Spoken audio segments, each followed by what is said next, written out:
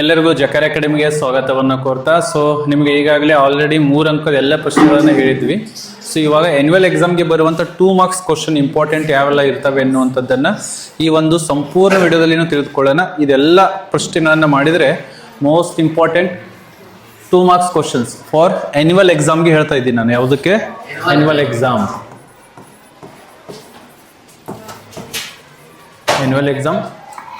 2026ಗೆ ಬರುವಂಥ ಮೇನ್ ಪ್ರಶ್ನೆ ಹಾಗೂ ಉತ್ತರಗಳನ್ನು ಈ ಒಂದು ವಿಡಿಯೋದಲ್ಲಿ ನಾವು ಅಭ್ಯಾಸವನ್ನು ಮಾಡೋಣ. ಬೇಕಿದ್ರೆ ನೀವು ಜೊತೆಗೆ ಸ್ಕ್ರೀನ್ ಶಾಟ್ನು ಕೂಡ ತೆಗೆದುಕೊಳ್ಬಹುದು. ಹಾಗೂ ಯಾವೆಲ್ಲ ಪಾಠಗಳಿಂದ 2 ಅಂಕದ ಪ್ರಶ್ನೆ ಕೇಳ್ತಾರೆ ಎನ್ನುವಂಥದ್ದಾದರೆ, ಗದ್ಯ ಭಾಗನ ನೋಡುವುದಾದರೆ 4 ಗದ್ಯ ಭಾಗ, 2 ಪದ್ಯ ಭಾಗ ಹಾಗೂ 2 ಪೂರಕ ವಾಚನದಿಂದ ಬರ್ತದೆ. ಗದ್ಯ ಭಾಗದಿಂದ ಯಾವೆಲ್ಲ ಪಾಠಗಳು?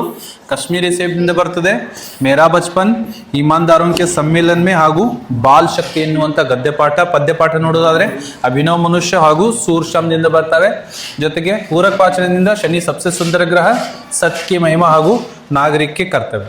ಮೊದಲನೇದಾಗಿ ಒಂದೊಂದು ಪಾಠದಿಂದ ಯಾವೆಲ್ಲ ಇಂಪಾರ್ಟೆಂಟ್ ಪ್ರಶ್ನೆಗಳನ್ನು ಕೇಳಾಗತ್ತೆ ಎನ್ನುವಂಥದ್ದನ್ನ ನಾವು ನೋಡ್ತಾ ಸಾಗೋಣ. ಮೊದಲನೇ ನಮ್ಮ ಪಾಠ ಯಾವುದಿದೆ? ಕಾಶ್ಮೀರಿ ಸೇಬ್. ಈ ಒಂದು ಪಾಠದಿಂದ ಸರಿಸುಮಾರಾಗಿ 4 ರಿಂದ 5 ಪ್ರಶ್ನೆಗಳನ್ನ ಮಾಡ್ಬೇಕಷ್ಟು. 4 ರಿಂದ 5 ಪ್ರಶ್ನೆಗಳನ್ನ ಸ್ಪೀಡ್ ಆಗಿ ಹೇಳ್ತಾ ಹೋಗ್ತೀನಿ. ಮೊದಲನೇ ಪ್ರಶ್ನೆ ಏನ್ ಕೇಳ್ತಾರೆ? ದುಕಾನ್ದಾರ್ ನೆ ಲೇಖಕ್ ಸೆ ಕ್ಯಾ ಕಹಾ? ಅಥವಾ ಇದೇ ಪ್ರಶ್ನೆ ಮತ್ತೆ ಕೇಳ್ಬೋದು, ದುಕಾನ್ದಾರ್ ನೆ ಸೇಬ್ ಕಾ ವರ್ಣನ್ ಕೈಸೆ ಕಿಯಾ? ಈ ಸಲ ಇದು ಮೋಸ್ಟ್ ಇಂಪಾರ್ಟೆಂಟ್ ಆಗಿರುವಂಥದ್ದು. दुकानदार ने लेखक से क्या किया? ಅದರ ಉತ್ತರ ಯಾವ ತರ ಬರೀಬೇಕು? दुकानदार ने लेखक से कहा कि बाबूजी बड़े मजेदार सेब आए हैं, खास कश्मीर के, आप ले जाएं, खाकर तबीयत खुश हो जाएगी ಎನ್ನುವಂಥದ್ದು. ಇದು 2 ಅಂಕದ ಪ್ರಶ್ನೆ. ಇಷ್ಟು ಉತ್ತರವನ್ನ ತಗೊಳ್ಳಿ ಬರೀಬೇಕಾಗಿರುವಂಥದ್ದು. ಇನ್ನೊಂದು ಪ್ರಶ್ನೆ ಯಾವುದು ಅಂದ್ರೆ, ಪ್ರೇಮಚಂದ್ ಜಿ ಕೋ ಕಿಸ್ ಬಾತ್ ಕಾ ಗಮ್? ನೋಡ್ರಿ, ಇದು ನಿಮ್ಮ ಮಾಡೆಲ್ ಕ್ವಶನ್ ಪೇಪರ್ ಅಲ್ಲಿ ಇಲ್ಲ, ಪ್ರಿಪರೇಟರಿ ಎಕ್ಸಾಮ್ ದಲ್ಲಿನೂ ಕೂಡ ಇಲ್ಲ. ಆದ್ರೆ ಈ ವರ್ಷ ಇದು ಕೇಳುವಂತ ಚಾನ್ಸಸ್ ಇದೆ. ನಡುವಿನ ಪ್ರಶ್ನೆ ಇದೆ. ಏಕೆಂದ್ರೆ ನಿಮಗೆ 2 ಪ್ರಶ್ನೆಗಳು ಎಂತಾವ್ ಬರ್ತವೆ ಅಂದ್ರೆ, ಪಾಠದ ನಡುವಿನೋ ಅಥವಾ ಒಂದಿಷ್ಟು ಟ್ವಿಸ್ಟ್ ಮಾಡಿ ಕೇಳಿರ್ತಾರೆ ಅಂತ ಪ್ರಶ್ನೆಗಳು ಇರ್ತವೆ. ನೋಡ್ರಿ, ಇದು ಎಲ್ಲೂ ಇಲ್ಲ. ಆದ್ರೆ ಈ ಒಂದು ಪ್ರಶ್ನೆಗೆ ಉತ್ತರವನ್ನ ಮಾಡಬೇಕು. ಲೇಖಕರಿಗೆ ಎದಕ್ಕೆ ದುಃಖ ಆಗ್ತದೆ ಎನ್ನುವಂಥದ್ದು, ಅದಕ್ಕೆ ಉತ್ತರ ಏನಂತ ಬರೀಬೇಕು? ಪ್ರೇಮಚಂದ್ ಜಿ ಕೋ 4 ಆನೆ ಪೈಸೆ ಖೋನೆ ಕಾ ಇತ್ನಾ ಗಮ್ ನ ಹುವಾ ಜಿತ್ನಾ ಸಮಾಜ್ ಕೆ ಇಸ್ ಚಾರಿತ್ರಿಕ್ ಪತನ ಕಾ ಎನ್ನುವಂಥದ್ದು. ಈ ಒಂದು ವಿಷಯಕ್ಕೆ ಅವ್ರಿಗೆ ಏನಾಗ್ತದೆ? ತೊಂದರೆ ಉಂಟಾಗ್ತದೆ. ಒಂದು ಯಾವ್ದು ಪ್ರಶ್ನೆ ಕೇಳ್ತಾರೆ? ಗಾಜರ್ ಕೆ ಬಾರೆ ಮೇ ಪ್ರೇಮಚಂದ್ ಜಿ ಕಾ ವಿಚಾರ ಲಿಖಿ ಎನ್ನುವಂಥದ್ದು. ಇಲ್ಲಿ ನೋಡ್ರಿ, ಗಾಜರ್ ಅಂತ ಐತಿ. ಮೇ ಬಿ ಗಾಜರ್ ಜಾಗದಾಗ ನಿಮಗೆ ಏನ್ ಬಂದಿರ್ಬೋದು? ಟೊಮ್ಯಾಟೊ ಅಂತ ಬಂದಿರ್ಬೋದು, ಟೊಮ್ಯಾಟೊ. ಅಥವಾ ಸೇಬ್ ಕೆ ಬಾರೆ ಮೇ. ಸರಿ, ಆ ಪಾಠದಲ್ಲಿ ಇರತಕ್ಕಂತ गाजर के बारे में पढ़ना है आपको, सेब के बारे में पढ़ना है और टोमेटो के बारे में. ज्यादातर अक्सर कौन सा पूछा जाएगा? गाजर के बारे में ही पूछा जाएगा. ಗಜ್ಜರಿ ಬಗ್ಗೆನೇ ಕೇಳ್ತಾರೆ. ಗಾಜರ್ ಬಗ್ಗೆ ಲೇಖಕರ ಅಭಿಪ್ರಾಯ ಅಥವಾ ಅವರ ಅನುಸಾರ ಅದು ಹೇಗಿದೆ ಎನ್ನುವಂಥದ್ದು. गाजर पहले गरीबों के पेट भरने की चीज थी, अमीर लोग गाजर का हलवा बनाकर ही खाते थे. गाजर में बहुत विटामिन होने के कारण गाजर को मेजों पर स्थान मिलने लगा है ಎನ್ನುವಂತ ಉತ್ತರವನ್ನ ಬರೀಬೇಕಾಗಿರುವಂಥದ್ದು. ಗೊತ್ತಾಯ್ತಾ? ನೆಕ್ಸ್ಟ್ ಪ್ರಶ್ನೆಯನ್ನ ನಾವು ನೋಡ್ತಾ ಸಾಗುವುದಾದ್ರೆ, ಇದು ಕೂಡ ಈ ವರ್ಷ ಮೇನ್ ಇಂಪಾರ್ಟೆಂಟ್ ಆಗಿರುವಂಥದ್ದು. ಕೇಳಿದ್ರೆ ನಿಮ್ಮದು ಯಾವ್ದು ಕೇಳ್ತಾರೆ? ಲೇಖಕ್ ಸೆ ದುಕಾನ್ದಾರ್ ನೆ ಕ್ಯಾ ಕಹಾ? ಆ ಪ್ರಶ್ನೆ ಅಥವಾ ಇದು ಮೋಸ್ಟ್ ಇಂಪಾರ್ಟೆಂಟ್ ಆಗಿರುವಂಥದ್ದು. ಏನು? ಇಸ್ ಪಾಠ से आपको क्या सीख मिलती है ಎನ್ನುವಂಥದ್ದು. ಏನು? ಕಾಶ್ಮೀರಿ ಸೇಬ್ ಪಾಠ से हमें क्या सीख मिलती है? ಅಥವಾ ಇದೇ ಪ್ರಶ್ನೆಯನ್ನ कश्मीरी सेब पाठ में लेखक पाठकों को क्या चेतावनी देते हैं? कश्मीरी सेब पाठ का आशय बताइए. ಹೋದ ವರ್ಷನೂ ಕೂಡ ಈ ಪ್ರಶ್ನೆ ಕೇಳಿದ್ದಾರೆ 2025 ಎಕ್ಸಾಮ್ ಒನ್ಗೆ. ಈ ವರ್ಷನೂ ಕೂಡ ಚಾನ್ಸಸ್ ಇದೆ. ಹಲವಾರು ಬಾರಿ ನಿಮ್ಮ ಮಾಡೆಲ್ ಕ್ವಶನ್ ಪೇಪರ್ ಬಂದಿದೆ, ಪ್ರಿಪರೇಟರಿ ಕೂಡ ಬಂದಿದೆ. ಅದರ ಉತ್ತರ ಯಾವ ತರ ಬರೀಬೇಕು? कश्मीरी सेब पाठ यह सीख, कश्मीरी सेब पाठ से यह सीख मिलती है कि खरीदारी करते समय सावधानी बरतनी चाहिए, आंख बंद करके किसी पर विश्वास नहीं करना चाहिए, वरना धोखा खाने की संभावना होती है ಎನ್ನುವಂಥದ್ದನ್ನ ಬರೀಬೇಕಾಗಿರುವಂಥದ್ದು. ಇದು ಏನು ಅಷ್ಟೇನು ಇಂಪಾರ್ಟೆಂಟ್ ಇಲ್ಲ, ಆದರೂ ಸಹಿತ ನಿಮ್ಮ ಪ್ರಿಪರೇಟರಿ 3ಗೆ ಇದನ್ನೇ ಕೇಳಿದ್ರು. ಏನಂತ ಹೇಳಿ? ದುಕಾನ್ದಾರ್ ನೇ ಅಪ್ನೆ ನೌಕರ್ ಸೆ ಕ್ಯಾ ಕಹಾ ಎನ್ನುವಂಥದ್ದು. ಜಸ್ಟ್ ಫಾರ್ ರೆಫರೆನ್ಸ್ ಇರಲಿ. ಒಂದ್ಸಲ ಇದನ್ನು ಒಂದ್ಸಲ ಬೈ ಚಾನ್ಸ್ ಏನಾದ್ರು ಕೇಳಿದ್ರಂದ್ರೂ ಕೂಡ ಆನ್ಸರ್ ಮಾಡ್ಲಿಕ್ಕೆ ಬರಬೇಕು. ಏನಂತ? दुकानदार ने अपने नौकर से कहा कि सुनो, आधा सेर कश्मीरी सेब निकाल लाओ, चुनकर लाना ಎನ್ನುವಂಥದ್ದು. ಇಷ್ಟು ಕಾಶ್ಮೀರಿ ಸೇಬ್ ಪಾಠದಿಂದ ಬರುವಂತಹ ಪ್ರಶ್ನೆ ಉತ್ತರಗಳು. ನೆಕ್ಸ್ಟ್ ನಾವು ಮುಂದೆ ನೋಡುವುದಾದ್ರೆ ಮೇರಾ ಬಚ್ಪನ್ ಪಾಠದಿಂದ. ಯಾವುದು? ಮೇರಾ ಬಚ್ಪನ್. ನೋಡ್ರಿ, ಇದಂತೂ ಆಲ್ಮೋಸ್ಟ್ ನಮ್ಮ ಮಾಡೆಲ್ ಕ್ವಶನ್ ಪೇಪರ್ ಅಲ್ಲಿ 2 ರಿಂದ 3 ಸಲ ರಿಪೀಟ್ ಆಗಿದೆ. ಮೇ ಬಿ ಇದನ್ನು ಕೇಳಬಹುದು. ಆಶಿ ಅಮ್ಮಾಜಿ ಅಬ್ದುಲ್ ಕಲಾಂ ಕೋ ಖಾನೆ ಮೇ ಅಥವಾ ಖಾನಾ ಇದ್ದಲ್ಲಿ ಇಲ್ಲಿ ಸಮಾನಾರ್ಥಕ ಶಬ್ದವನ್ನು ಕೂಡ ಬಳಸಬಹುದು. ಭೋಜನ್ನೆ ಅಂತಲೂ ಕೂಡ ಕೇಳಬಹುದು.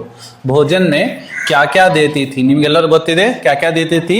आशी अम्मा जी अब्दुल कलाम के सामने केले का पत्ता बिछाती, उस पर चावल के साथ सुगंधित स्वादिष्ट सांबार देती, साथ में घर का बना अचार और नारियल की ताजी चटनी भी होती थी ಎನ್ನುವಂಥದ್ದನ್ನ ಬರೀಬೇಕಾಗಿರುವಂಥದ್ದು. ನೆಕ್ಸ್ಟ್ ಇನ್ನೊಂದು ಪ್ರಶ್ನೆ ಯಾವುದಿದೆ, जैनुल आबिदीन ने नमाज के बारे में क्या कहा ಅಥವಾ जैनुल आबिदीन ನಮಾಜ್ ಕೆ ಬಾರೆ ಮೇ ಕ್ಯಾ ವಿಚಾರ ಹೈ ಎನ್ನುವಂಥದ್ದನ್ನು ಕೂಡ ಕೇಳ್ಬೋದು. ನೋಡ್ರಿ, ಮೇರಾ ಬಚ್ಪನ್ ಪಾಠದಿಂದ ಹೆಚ್ಚಿಗೆ ಪ್ರಶ್ನೆಗಳನ್ನ ತಾವುಗಳು ಮಾಡಬೇಕು. ಈ 2 ಪ್ರಶ್ನೆಗಳಿಂದ ಹೆಚ್ಚಿಗೆ 2 ಪಾಠನ ಹೆಚ್ಚಿಗೆ ಪ್ರಶ್ನೆಗಳು ಮಾಡಬೇಕು. ಆಮೇಲೆ ಸ್ವಲ್ಪ ಇದಾವೆ. ಜೈನುಲ್ ಆಬಿದೀನ್ ನೇ ನಮಾಜ್ ಕೆ ಬಾರೆ ಮೇ ಕ್ಯಾ ಕಹಾ ಎನ್ನುವಂಥದ್ದು, ಅವ್ರ ನಮಾಜ್ ಬಗ್ಗೆ ಏನಂತ ಹೇಳ್ತಾರೆ ಅಥವಾ ಅವ್ರ ವಿಚಾರ ಏನಿತ್ತು ಎನ್ನುವಂಥದ್ದು. जैनुल आबिदीन ने नमाज के बारे में कहा कि जब तुम नमाज पढ़ते हो तो तुम अपने शरीर से इतर ब्रह्मांड का एक हिस्सा बन जाते हो, जिसमें दौलत, आयु, जाति या धर्म पंथ का कोई भेदभाव नहीं होता. ಇದು ಕೂಡ ಈ ಸಲ 3 ಅಂಕ ಕೇಳ್ತಾ ಇದ್ರು, ಮೇ ಬಿ ಈ ಸಲ 2 ಅಂಕಕ್ಕೆ ಕೇಳುವಂಥದ್ದು ಚಾನ್ಸಸ್ ಇದಾವೆ. ನೆಕ್ಸ್ಟ್ ಪ್ರಶ್ನೆ ಇನ್ನೊಂದು ಯಾವ್ದು ಮಾಡಬೇಕು ಅಂದ್ರೆ, ಈ ವರ್ಷ ನಿಮಗೆ ಪ್ರಿಪರೇಟರಿ 3ಗೂ ಕೂಡ ಈ ಒಂದು ಪ್ರಶ್ನೆಯನ್ನ ಕೇಳಿದ್ರು. ಯಾವುದದು, जैनुल आबिदीन ने कलाम जी को नई दुनिया का बोध कैसे कराया. जलालुद्दीन कलाम जी को वैज्ञानिक खोजों, समकालीन साहित्य और चिकित्सा विज्ञान की उपलब्धियों के बारे में बताते थे. इस प्रकार उन्होंने सीमित दायरे से बाहर निकालकर कलाम जी को नई दुनिया का बोध कराया. ಈ ಪಾಯಿಂಟ್ ಏನೈತಲ್ಲ ಬಹಳಷ್ಟು ಇಂಪಾರ್ಟೆಂಟ್, ಇದನ್ನ ಮರಿಬೇಡ್ರಿ. ಹಲವಾರು 2ರಿಂದ 3 ಪ್ರಶ್ನೆ ರೆಡಿ ಆಕ್ಕಾವ, ಅಲ್ಲಿ ಈ ಪಾಯಿಂಟ್ಸ್ಗಳು ಏನಾಕ್ಕವ ಉಪಯೋಗಕ್ಕೆ ಬರ್ತಾವೆ. ನೆಕ್ಸ್ಟ್ ಇನ್ನೊಂದು ನಮಗೆ ಯಾವ್ದು ಮಾಡಬೇಕು ನೋಡ್ರಿ, ಶಂಶುದ್ದೀನ್ ಕಾ ಪರಿಚಯ ತಪ್ಪದೇ ಮಾಡ್ರಿ, ಜಲಾಲುದ್ದೀನ್ ಕಾ ಪರಿಚಯ ತಪ್ಪದೇ ಮಾಡ್ರಿ, ಜೈನುಲ್ ಆಬಿದೀನ್ ಕಾ ಪರಿಚಯ ತಪ್ಪದೇ ಮಾಡ್ರಿ. ಯಾಕಂದ್ರೆ ಅವ್ರ ಪರಿಚಯಗಳನ್ನ ಮಾಡಿದ್ರಿಂದ ಅವರಿಗೆ ರಿಲೇಟೆಡ್ ಯಾವ್ದು ಪ್ರಶ್ನೆ ಬಂದರೂ ಕೂಡ ನೀವು ಉತ್ತರವನ್ನ ಬರೀಬಹುದು. ಇಲ್ಲಿ ಶಂಶುದ್ದೀನ್ ಕೋನ್ ಥೇ, ಕಲಾಂ ಕೆ ಚಚೇರೆ ಭಾಯಿ ಥೆ. ಕೋನ್ ಥೇ, ಚಚೇರೆ ಭಾಯಿ. ಇದನ್ನು ಹಲವಾರು ಸಲ ಕೇಳಿದ್ದಾರೆ, 1 ಅಂಕಕ್ಕೆ ಅದನ್ನು ಕೂಡ ನೆನಪಿಟ್ಕೊಡ್ರಿ. ಶಂಶುದ್ದೀನ್ ಬಗ್ಗೆ ನೋಡುವುದಾದ್ರೆ, ಶಂಶುದ್ದೀನ್ ಅಬ್ದುಲ್ कलाम के चचेरे भाई थे. वे रामेश्वरम में अखबारों के एकमात्र वितरक थे. अखबारों की एजेंसी का काम करते थे. रामेश्वरम में जुमला 1000 प्रतियां बिकाते थे. क्या है, ಬಿಕಾತೆ ಥೇ ಅಥವಾ ಬಿಕ್ತಿ ಥಿ ಅಂತಂದು ಕೂಡ ಬರೀಬಹುದು. ಇಷ್ಟು ಬರೋದಂದ್ರೆ ನಿಮಗೆ ಎಷ್ಟು ಅಂಕ ಬರ್ತವೆ, 2 ಅಂಕ ಬರ್ತವೆ. ಇಂಪಾರ್ಟೆಂಟ್ ನೋಡ್ರಿ, ಇದನ್ನಂತೂ 2 ಅಂಕ ಕೇಳೋದಿಲ್ಲ, ಆದ್ರೂ ಇದರಲ್ಲಿ ಏನಾದ್ರೂ ಬೇರೆ ಬೇರೆ ಟೈಪ್ ಪ್ರಶ್ನೆ ಕೇಳಿದ್ರು ನಿಮಗೆ ಆನ್ಸರ್ ಮಾಡೋದಕ್ಕೆ ಬರಬೇಕು, ಗೊತ್ತಾಯ್ತಾ? ಏಕೆಂದ್ರೆ ನೀವು ಎಷ್ಟು ತಗೋಬೇಕು, 80ಕ್ಕೆ 80 ತಗೋಬೇಕಾಗಿದ್ರಿಂದ ಈ ಪ್ರಶ್ನೆ ಕಡೆಯೂ ಕೂಡ ನಿಮ್ಮ ಗಮನ ಇರಲಿ. ಆ ಪ್ರಶ್ನೆ ಏನು, जैनुल आबिदीन के आदर्श व्यक्तित्व का परिचय दीजिए ಅಥವಾ जैनुल आबिदीन का परिचय दीजिए ಅಂತಲೂ ಕೇಳಬಹುದು. ಅಥವಾ ಅಬ್ದುಲ್ ಕಲಾಂ ಕೆ ಜೀವನ್ ಮೇ ಜೈನುಲ್ ಆಬಿದೀನ್ ಕಾ ಕ್ಯಾ ಮಹತ್ವ ಹೈ ಅನ್ನುವಂಥದ್ದನ್ನು ಕೂಡ ಕೇಳಬಹುದು. ಜೈನುಲ್ ಆಬಿದೀನ್ ಬಗ್ಗೆ ಏನಾದರೂ ಕೇಳಿದ್ರು ಅಂದ್ರೆ ಎಲ್ಲ ಪಾಯಿಂಟ್ಸ್ಗಳನ್ನು ಬರೀಬೇಕು. ಮೊದಲನೇದಾಗಿ ಏನು ಬರೀಬೇಕು, ಜೈನುಲ್ ಆಬಿದೀನ್ ಕಿ कोई बहुत अच्छी औपचारिक शिक्षा नहीं हुई थी. ನೋಡ್ರಿ, ಜೈನುಲ್ ಆಬಿದೀನ್ ಅಂದ್ರೆ ಅವರ ತಂದೆ. कौन है, यह पिता है. कौन है, पिता. जलालुद्दीन उनके अंतरंग मित्र भी थे और उनके जीजा भी थे, यानी कि उनके बहन के पति भी थे. ಇದು ಅವರ ತಂದೆಯವರ ಬಗ್ಗೆ. जैनुल आबिदीन की कोई बहुत अच्छी औपचारिक शिक्षा नहीं हुई थी, लेकिन वे बुद्धिमान थे, धनी नहीं थे, पर उनमें उदारता की सच्ची भावना थी. जैनुल आबिदीन की दिनचर्या नमाज पढ़ने के साथ शुरू होती थी. वे आडंबरहीन व्यक्ति थे, अनावश्यक एवं ऐशो आराम वाली चीज़ों से दूर रहते थे. अहमद जलालुद्दीन के साथ नौकाएं बनाते थे. पक्षी लक्ष्मण शास्त्री के अभिन्न मित्र थे. परिश्रमी और धर्म सहिष्णु व्यक्ति थे.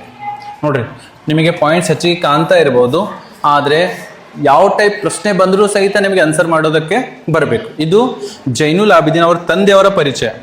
ಇನ್ನೊಬ್ರು ಅವರ ಜೀವನದಲ್ಲಿ ಬಹಳಷ್ಟು ಮುಖ್ಯವಾಗಿ ಅಹಮದ್ ಜಲಾಲುದ್ದೀನ್. कौन है, अहमद जलालुद्दीन.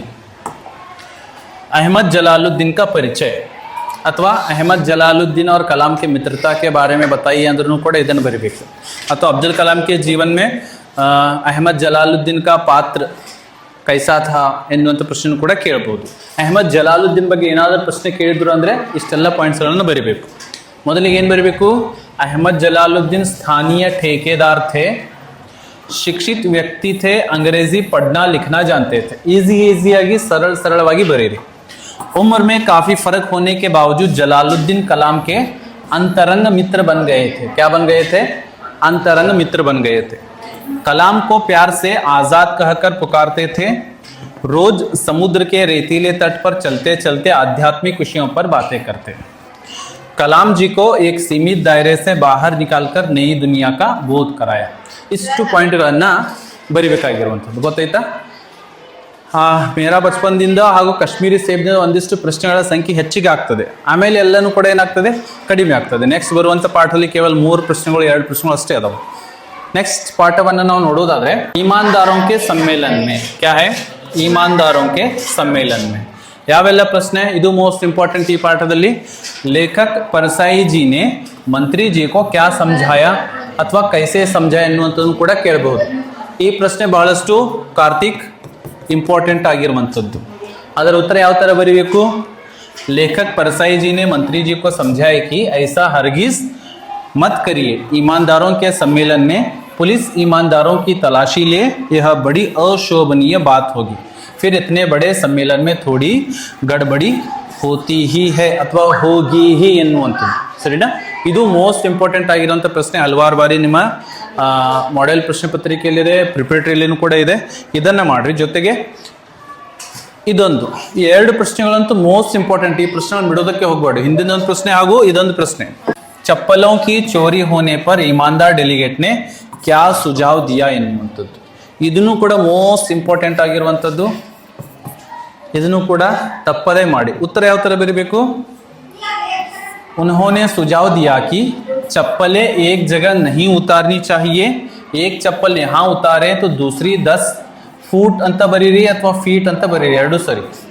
10 ಫೀಟ್ ದೂರ, ತब वे चोरी नहीं होंगी ಎನ್ನುವಂಥದ್ದು ಈಸಿಯಾಗಿ ಇಷ್ಟು ಬರೋದ್ರಿ. ಅಂದರೆ 2 ಅಂಕ, 2 ಪ್ರಶ್ನೆಗಳು ಏನದಾವಲ್ಲ ಬಹಳಷ್ಟು ಇಂಪಾರ್ಟೆಂಟ್ ಆಗಿರುವಂಥದ್ದು.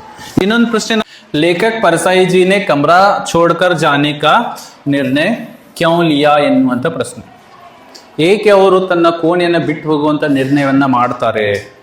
ಅದಕ್ಕೆ ಉತ್ತರ, ಲೇಖಕ್ ನೆ ಕಮರಾ छोड़कर सीधा स्टेशन जाने का निर्णय लिया क्योंकि चीजें तो सब चुरा ली गई थी, ताला तक चोरी में चला गया था, अब लेखक ही बचे थे। लेखक सोचते हैं कि अगर वह रुके तो वह भी चुरा लिए जाएंगे. ಇದು ಆಲ್ಮೋಸ್ಟ್ ಕಡಿಮೆ, ಆದರೆ ಈ ಪಾಠದ ಯಾವ್ದು ಪ್ರಶ್ನೆ ಕೇಳಿದ್ರು ಕೂಡ ನಿಮಗೆ ಆನ್ಸರ್ ಮಾಡೋದಕ್ಕೆ ಬರಬೇಕು. ಗೊತ್ತಾಯ್ತಾ? ಪ್ರಶ್ನೆ ಯಾವುದು ಅಂದರೆ फूल मालाएं मिलने पर लेखक ने क्या सोचा ಎನ್ನುವಂಥದ್ದು. तो लेखक क्या सोचते हैं? फूल मालाएं मिलने पर लेखक ने सोचा कि अगर आसपास कोई माली होता तो मैं फूल मालाएं भी बेच लेता ಎನ್ನುವಂಥದ್ದು. ಇಷ್ಟು ಪ್ರಶ್ನೆಗಳನ್ನು ಮಾಡಬೇಕಾಗಿರುವಂಥದ್ದು. ಇನ್ನೊಂದು ಪಾಠ ಯಾವುದು ನಮ್ಮದು? ಬಾಲಶಕ್ತಿ. ಬಾಲಶಕ್ತಿದಿಂದ ಇಲ್ಲಿನೂ ಕೂಡ ಒಂದು 3 ಪ್ರಶ್ನೆ ಅದಾವೆ. ಎಷ್ಟು? 3 ಪ್ರಶ್ನೆಗಳಿಗೆ ಯಾವುದಾದ್ರು ಒಂದು ಬರ್ತದೆ. पाठ का नाम है बाल शक्ति. क्या है सुमन? बाल शक्ति. ಮೊದಲನೇ ಪ್ರಶ್ನೆ ನೋಡ್ರಿ. कलेक्टर साहब ने बाल शक्ति टोली की प्रशंसा कैसे की ಅಂತಾದ್ರೂ ಕೇಳಬಹುದು ಅಥವಾ ಕ್ಯೋಂಕಿ. ಅಲ್ಪ ಸ್ವಲ್ಪ ಬದಲಾವಣೆಗೆ ಉತ್ತರ ಏನಿರ್ತದೆ? ಸೇಮ್ನೇ ಇರ್ತದೆ. ಏನಂತ ಬರಬೇಕು ಉತ್ತರ? कलेक्टर साहब ने बच्चों के बड़ाई करते हुए कहा कि इस गांव को साफ सुथरा देखकर मुझे हार्दिक प्रसन्नता हुई है. गांव को एक नया जीवन प्रदान किया गया है. इन बच्चों की जितनी बड़ाई की जाए उतनी ही थोड़ी है. इन सब ने मिलकर गांव को स्वच्छ वातावरण दिया है.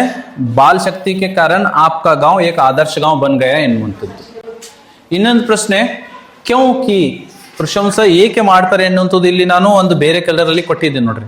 ಏಕೆ ಮಾಡ್ತಾರೆ? क्योंकि बाल शक्ति टोली ने गांव को साफ सुथरा रखा था और गांव को एक नया जीवन प्रदान किया था. इस कारण से कलेक्टर साहब ने बाल शक्ति टोली की प्रशंसा की ಎನ್ನುವಂಥದ್ದು. ಸರಿನಾ? ಉತ್ತರ 2 ಇಲ್ಲೇ ಇರ್ತದೆ. ಅಲ್ಪ ಸ್ವಲ್ಪ ಬದಲಾವಣೆಯೊಂದಿಗೆ ಇದನ್ನ ತಾವುಗಳು ಬರೀಬಹುದು. ಇನ್ನೊಂದು ಪ್ರಶ್ನೆ ಈ ಪಾಠದಿಂದ ಯಾವ್ದು ಬರ್ತದೆ? शक्ति टोली ने आदर्श गांव कैसे बनाया अथवा आदर्श गांव कैसे बनाया जा सकता है? गांव की सफाई के लिए बालक क्या करते हैं? बाल शक्ति ने कौन कौन से कार्य करने का निश्चय किया? ಎಲ್ಲ ನಿಯಮಗಳನ್ನು ಬರೀಬೇಕು. ಏನೆಲ್ಲ ನಿಯಮಗಳಿದ್ವಲ್ಲ ಅವೆಲ್ಲ ನಿಯಮಗಳನ್ನು, ಇದು ಮೋಸ್ಟ್ ಇಂಪಾರ್ಟೆಂಟ್ ಆಗಿರುವಂಥದ್ದು. ಬೇರೆ ಬೇರೆ ಟೈಪಲ್ಲಿ ಈ ಒಂದು ಉತ್ತರದ ಮೇಲೆ ಪ್ರಶ್ನೆಗಳು ರೆಡಿ ಆಗ್ತವೆ. गांव को आदर्श गांव कैसे बनाया जा सकता है, ಅಥವಾ बाल शक्ति टोली ने आदर्श गांव कैसे बनाया, बाल शक्ति के नियम क्या क्या थे, ಇದೆಲ್ಲ ಉತ್ತರವನ್ನು ಬರೀಬೇಕು. पहले उन सभी साथियों पर ध्यान देंगे जो निश्चित रूप से स्कूल नहीं आते और पढ़ाई से जी चुराते हैं. स्कूल के परिसर को स्वच्छ रखना, रोज 1 घंटा गांव की गंदगी को दूर करके गांव में सफाई लाना, गांव में जो गड्ढे हैं उन्हें मिट्टी से ढांपना, गांव का कूड़ा डालने के लिए एक निश्चित जगह बनाना। लास्ट पॉइंट है गांव को हरा भरा रखने के लिए गांव के चारों तरफ पेड़ लगाना।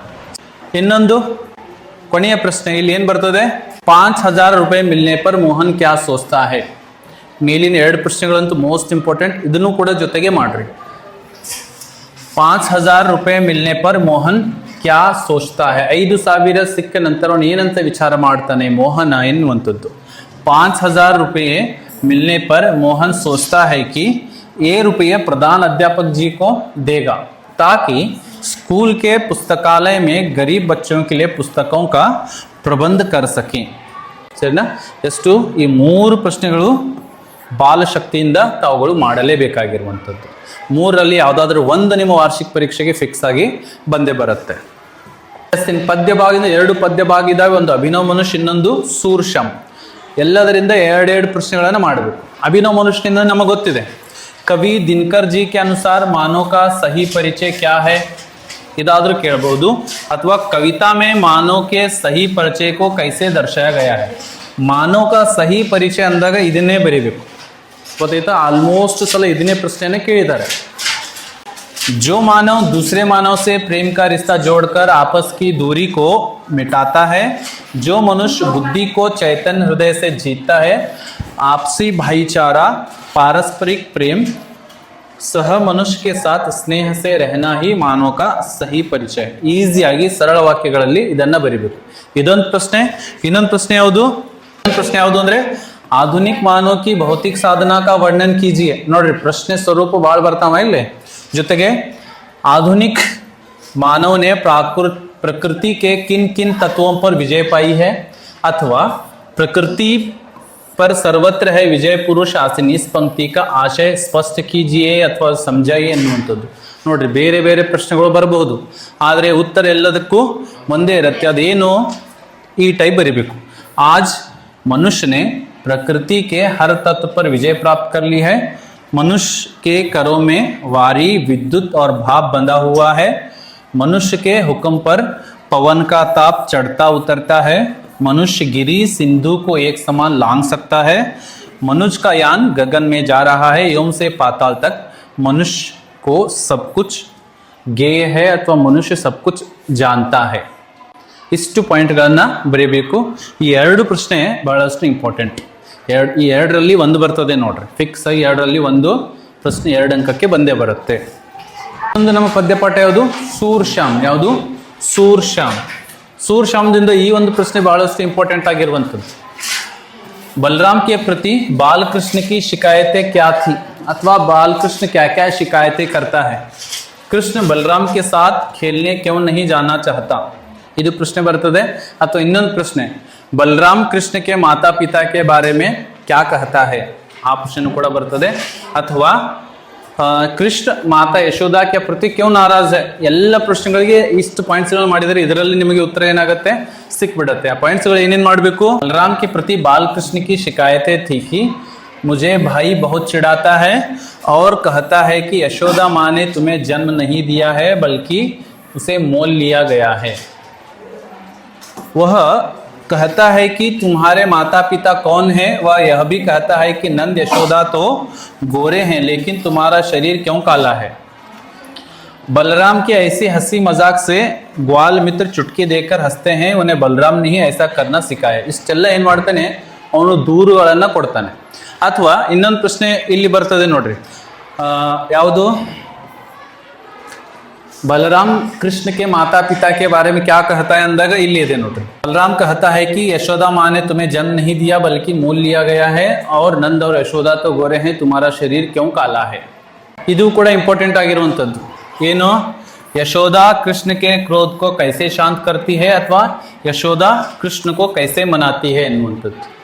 उत्तर, यशोदा कृष्ण के क्रोध को शांत करते हुए कहती है कि बलराम जन्म से ही धूर्त चुगलखोर है, वह गोधन की सौगंध अथवा कसम ಅಂತನೂ ಕೂಡ ಬರೆಯಬಹುದು। ಏನಂತ ಬರೆಯಬಹುದು, कसम। गोधन की कसम खाकर कहती है कि वे ही उसकी माता और कृष्ण ही उसका पुत्र है. ಸೊ ಇಲ್ಲಿ 2ರಿಂದ 3 ಪ್ರಶ್ನೆಗಳನ್ನ ತಪ್ಪದೆ ಮಾಡಬೇಕು. ಇನ್ನೊಂದು ವಿಶೇಷವಾಗಿ ನಿಮಗೆ ಪ್ರಿಪರೇಟರಿ 3 ಅಲ್ಲಿ ಕೇಳಿದ್ರು, ಅದರ ಕಡೆನೂ ಕೂಡ ಗಮನವನ್ನು ಕೊಡ್ರಿ. ಯಾವುದು ಅಂದ್ರೆ ಯಶೋದ ಕ್ಯೋ ಖುಷ್ ಹೋತಿ ಹೈ ಅನ್ನುವಂಥ ಪ್ರಶ್ನೆಯನ್ನ ಕೇಳಿದ್ರು, ಹೌದಿಲ್ಲ? ಯಶೋದ ಮನ್ ಹಿ ಮನ್ ಕ್ಯೋ ಖುಷ್ ಹೋತಿ ಹೈ ಎನ್ನುವಂಥದ್ದು. ಅದಕ್ಕೆ ಉತ್ತರ ಏನು ಬರೀಬೇಕು? अपने भाई के प्रति क्रोधित और सखाओं द्वारा अपमानित कृष्ण के क्रोधयुक्त मुख को देखकर और कृष्ण की बातें सुनकर यशोदा मन ही मन खुश होती है. अथवा ಈಸಿಯಾಗಿ ಕೃಷ್ಣ ಕೆ ಕ್ರೋಧಿತ ಮುಖ ಕೋ ದೇಖ್ಕರ್ ಯಶೋದಾ ಮನ್ ಹಿ ಮನ್ ಮೇ ಖುಷ್ ಹೋತಿ ಅಂತ ಬರೆದ್ರು ಕೂಡ ನಿಮಗೆ ಅಂಕಗಳು ಲಭಿಸ್ತವೆ. ಇಷ್ಟು ಗದ್ಯ ಹಾಗೂ ಪದ್ಯ ಪಾಠದಿಂದ ಮಾಡಬೇಕಾಗಿರುವಂಥದ್ದು. ಜೊತೆಗೆ ಶನಿ ಸಬ್ಸೆ ಸುಂದರ ಗ್ರಹ ಪೂರಕ ವಾಚನದಿಂದನೂ ಕೂಡ 2 ಪ್ರಶ್ನೆಗಳನ್ನ ಕೇಳ್ತಾರೆ. 23 ಹಾಗೂ 24ನೇ ಪ್ರಶ್ನೆ. ಶನಿದಲ್ಲಿ ನೋಡ್ರಿ 3ರಿಂದ 4 ಪ್ರಶ್ನೆಗಳನ್ನ ಮಾಡಬೇಕು. ಮೊದಲನೇದು ಯಾವುದು? ಶನಿ ಕಾ ನಿರ್ಮಾಣ ಕಿಸ್ ಪ್ರಕಾರ ಹುआ है ಅಥವಾ ಶನಿ ಕಾ ವಾಯುಮಂಡಲ ಕೈಸಾ है, ಶನಿ ಕಾ ನಿರ್ಮಾಣ ಕಿನ್ ಕಿನ್ ಗ್ಯಾಸೋं से हुआ है. ಈ ಹೆಸರುಗಳು ತಪ್ಪಾಗಬಾರ್ದು ನೋಡ್ರಿ. ಯಾವುದು? ಶನಿ ಕಾ ನಿರ್ಮಾಣ ಹೈಡ್ರೋಜನ್, ಇದನ್ನು ಕರೆಕ್ಟ್ ಆಗಿ ಬರೀಬೇಕು. ಹೀಲಿಯಂ ಕರೆಕ್ಟ್ ಆಗಿ ಬರೀಬೇಕು. ಮಿಥೇನ್ ಕರೆಕ್ಟ್ ಆಗಿ ಬರೀಬೇಕು. ತಥಾ ಅಮೋನಿಯಾ, ಯಾವುದು? ಅಮೋನಿಯಾ ಗ್ಯಾಸೋं से हुआ है ಎನ್ನುವಂಥದ್ದು. ಇದೇನು ಹೈಡ್ರೋಜನ್, ಹೀಲಿಯಂ, ಮಿಥೇನ್ ಮತ್ತು ಅಮೋನಿಯಾ, ಇದನ್ನ ಗ್ರಾಮೆಟಿಕಲ್ ಮಿಸ್ಟೇಕ್ ಮಾಡೋದಕ್ಕೆ ಹೋಗಬೇಡ್ರಿ. ಹಲವಾರು ಜನ ಇಲ್ಲಿ ಗ್ರಾಮೆಟಿಕಲ್ ಮಿಸ್ಟೇಕ್ ಅನ್ನ ಮಾಡ್ತಾರೆ. ನೆಕ್ಸ್ಟ್, ಶನಿ ಸೌರಮಂಡಲ का सबसे सुंदर ग्रह कैसे स्पष्ट कीजिए. ಹೇಗೆ ಸುಂದರ ಇದೆ ಎನ್ನುವಂಥದ್ದು. शनि ग्रह के चारों ओर वलय अथवा गोला दिखाई देते हैं. प्रकृति ने शनि ग्रह के गले में खूबसूरत हार डाल दिया है. शनि के इन वलयों या कंकनों ने इस ग्रह को सौर मंडल का सर्वाधिक सुंदर एवं मनोहर ग्रह बनाया है ಎನ್ನುವಂಥದ್ದು ಈಸಿಯಾಗಿ ಬರೀಬಹುದು. ಇನ್ನೊಂದು ಮುಖ್ಯವಾಗಿರುವಂಥ ಪ್ರಶ್ನೆ, ಶನಿ ಅತ್ಯಂತ ठंडा ग्रह है कैसे. ಇದನ್ನು ಕೂಡ ಕೇಳಬಹುದು. 3 ಪ್ರಶ್ನೆಗಳು ಸಾಗರ ಎಸ್ ಮಾಡಬೇಕು. 3 ಪ್ರಶ್ನೆಗಳನ್ನ ಮಾಡಬೇಕು. शनि ग्रह सूर्य से पृथ्वी की अपेक्षा करीब 10 गुना अधिक दूर है.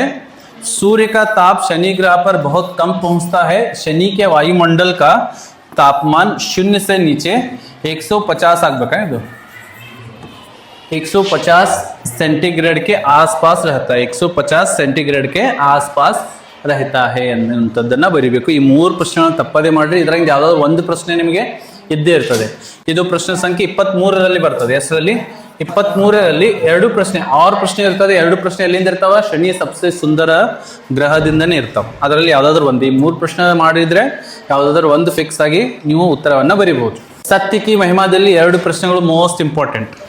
ಒಂದು, महात्मा सत्य के बारे में महात्मा गांधी जी का कथन क्या है, अथवा महात्मा गांधी का सत्य की शक्ति के बारे में क्या कथन है, सत्य की शक्ति के बारे में गांधी जी का क्या कथन है. ಒಂದೇ ಪ್ರಶ್ನೆ ಅದು. ಗಾಂಧೀಜಿಯವರು ಸತ್ಯದ ಬಗ್ಗೆ ಏನು ಹೇಳ್ತಾರೆ ಎನ್ನುವಂಥದ್ದು. सत्य के बारे में महात्मा गांधी जी का कथन है कि सत्य एक विशाल वृक्ष है, उसका जितना आदर किया जाता है उतने ही फल उसमें लगते हैं, उनका अंत नहीं होता. ನೋಡ್ರಿ, ಈಸಿಯಾಗಿ ಈ ಒಂದು ಪ್ರಶ್ನೆಗೆ ಉತ್ತರವನ್ನು ಮಾಡಬಹುದು. ಇನ್ನೊಂದು ಇಂಪಾರ್ಟೆಂಟ್ ಆಗಿರುವಂಥದ್ದು ಪ್ರಶ್ನೆ ಇದರಲ್ಲಿ ಯಾವುದು? ಎಸ್, ಶಾಸ್ತ್ರೋं में सत्य बोलने का तरीका कैसे समझाया गया है ಎನ್ನುವಂಥದ್ದು. ಇದು ಕೂಡ ಮೋಸ್ಟ್ ಇಂಪಾರ್ಟೆಂಟ್ ಆಗಿರುವಂಥದ್ದು. ಇದರ ಉತ್ತರ ಯಾವ ತರ ಬರೀಬೇಕು? ಶಾಸ್ತ್ರ में सत्य बोलने का तरीका इस प्रकार समझाया गया है कि, ಇಲ್ಲಿಂದ ಸ್ಟಾರ್ಟ್ ಆಕೈತಿ ಉತ್ತರ. ಇದು ಫುಲ್ ಮಾರ್ಕ್ಸ್ ತಗೋಬೇಕು ಅಂದ್ರೆ 80ಕ್ಕೆ 80 ಇಷ್ಟೆಲ್ಲ ವಾಕ್ಯ ರಚನೆ ಕರೆಕ್ಟ್ ಆಗಿರಬೇಕು. ಸತ್ಯಂ ಬ್ರೂಯಾತ್ ಪ್ರಿಯಂ ನ ಬ್ರೂಯಾತ್ ಸತ್ಯ ಪ್ರಿಯಂ ಇಷ್ಟು ಬರೆದರೂ ಕೂಡ ನಿಮಗೆ 2 ಅಂಕ ಬರ್ತವೆ. ಅಥವಾ ಅರ್ಥನು ಬರೆದರೂ ಕೂಡ ಅರ್ಥಾತ್ ಸಚ್ ಬೋಲೋ ಜೋ ದೂಸರೋं को प्रिय लगे अप्रिय सत्य मत बोलो ಎನ್ನುವುದು. ಅದರ ಅರ್ಥ ಆದರೂ ಬರೀರಿ ಅಥವಾ ಸಂಸ್ಕೃತದಲ್ಲಿ ಹೇಳಿರುವಂಥದ್ದನ್ನಾದರೂ ಬರೀರಿ. 2 ಪ್ರಶ್ನೆಗಳು ಸತ್ಯಕ್ಕೆ ಮಹಿಮಾದಿಂದ ಮಾಡಬೇಕು. ಕೊನೆಯದಾಗಿ ನಾಗರಿಕ ಕರ್ತವ್ಯ. ಯಾವುದು?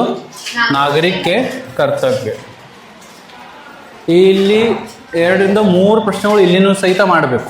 मीना मैडम ने अंत में बच्चों को क्या संदेश दिया, ಅಥವಾ मीना मैडम ने छात्रों को अंत में क्या संदेश दिया. ನೋಡ್ರಿ, बच्चों को ಮತ್ತು छात्रों को ಸೇಮ್ನೇ ಅದು. मीना मैडम ने छात्रों को अंत में क्या कहा ಎನ್ನುವಂಥದ್ದು ಏನಂತ ಬರೀಬೇಕು? मीना मैडम ने अंत में बच्चों को संदेश दिया कि आज के बच्चे कल के नागरिक हैं, इसलिए विद्यार्थियों को अब से ही नागरिक के कर्तव्यों का पालन शुरू कर देना चाहिए, इससे उनका हित होगा ही देश का कल्याण भी होगा. ಇದು ಮೋಸ್ಟ್ ಇಂಪಾರ್ಟೆಂಟ್ ಆಗಿರುವಂಥದ್ದು. सलमा ने मीना मैडम से क्या कहा? सलमा ने मीना मैडम से कहा प्रकृति हमारी माता है, इसलिए हमें प्रकृति संसाधनों का अपव्यय करना नहीं चाहिए, अपने पर्यावरण को स्वच्छ रखना भी हमारा दायित्व है। ಅಥವಾ ಇನ್ನೊಂದು ಪ್ರಶ್ನೆನ ನೋಡೋದಾದ್ರೆ ಎಸ್ ಇದೊಂದು ಪ್ರಶ್ನೆ ಕೇಳಬಹುದು। अकुल ने मीना मैडम से क्या कहा, नागरिक के कर्तव्य के बारे में अकुल के क्या विचार हैं। ಅದರ ಉತ್ತರ ಯಾವ ತರ ಬರೀಬೇಕು, अकुल ने मीना मैडम से कहा एक नागरिक की हैसियत से हमें अपने देश के राष्ट्रध्वज, राष्ट्रगान, राष्ट्रीय त्योहार आदि का आदर करना चाहिए। ಸರಿನಾ, ಈ ಮೂರು ಪ್ರಶ್ನೆಗಳನ್ನ ಇಂಪಾರ್ಟೆಂಟ್ ಆಗಿ ಮಾಡ್ರಿ। ಇಷ್ಟು ಮಾಡಿದ್ರಿ ಅಂದ್ರೆ 2 ಅಂಕದ ಪ್ರಶ್ನೆಗಳು ಎಷ್ಟಿರ್ತಾವೆ, 2 ಅಂಕದ ಪ್ರಶ್ನೆಗಳು 8 ಇರ್ತಾವ। ಇಷ್ಟೆಲ್ಲ ಮಾಡಿದ್ರೆ 8ಕ್ಕೆ 8 ತಗೊಂಡು 16 ಅಂಕಗಳನ್ನ ಈಸಿಯಾಗಿ ಪಡೆದುಕೊಳ್ಬಹುದು। ಅದರಲ್ಲಿ ಗದ್ಯದಿಂದ ಎಷ್ಟು ಪಾಠಗಳು ಮಾಡಬೇಕು, 4, ಪದ್ಯದಿಂದ 2 ಹಾಗೂ ಪೂರಕ ವಾಚನದ